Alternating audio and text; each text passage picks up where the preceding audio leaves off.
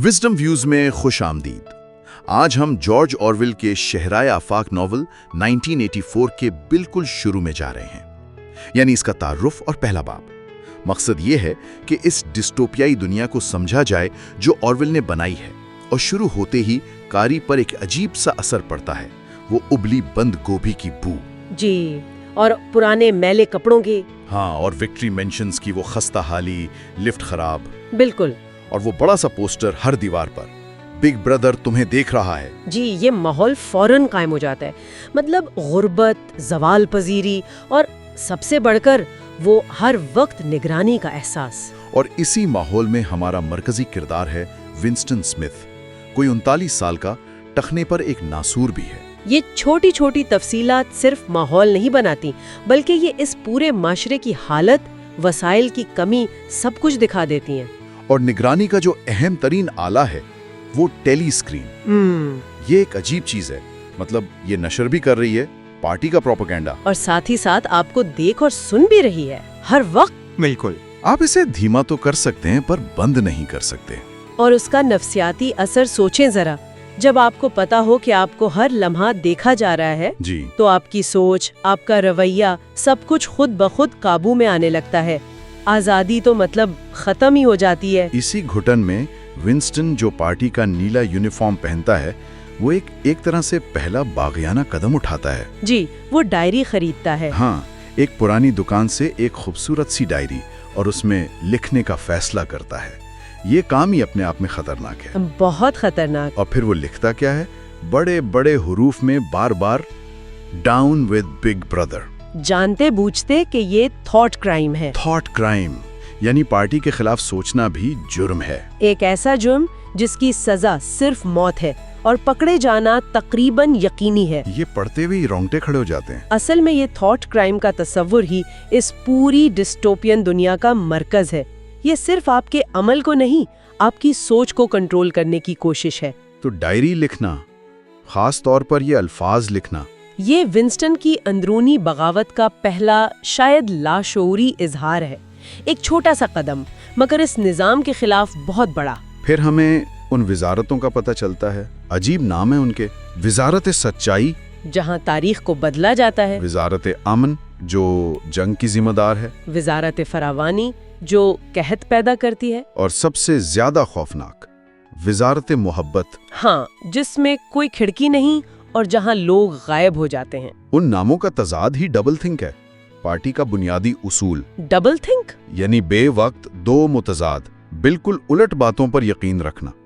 विजारत मोहब्बत असल में अजियत और तशद्दुद का मरकज है। नाम बिल्कुल उलट है काम से। बिल्कुल। और पार्टी के नारे भी इसी तरह के हैं। जंग अमन है, आजादी गुलामी है, जहालत ताकत है। ये जहन को उलझा देने वाली बातें हैं जो सच्चाई के तस्वुर को ही खत्म कर देती हैं। फिर वो रोजाना की एक रस्म है, 2 मिनट नफरत। जी, सब लोग जमा होते हैं, स्क्रीन पर पार्टी के दुश्मन गोल्डस्टीन की तस्वीर आती है, और लोग पागलों की तरह चीखते चिल्लाते हैं, चीजें फेंकते हैं।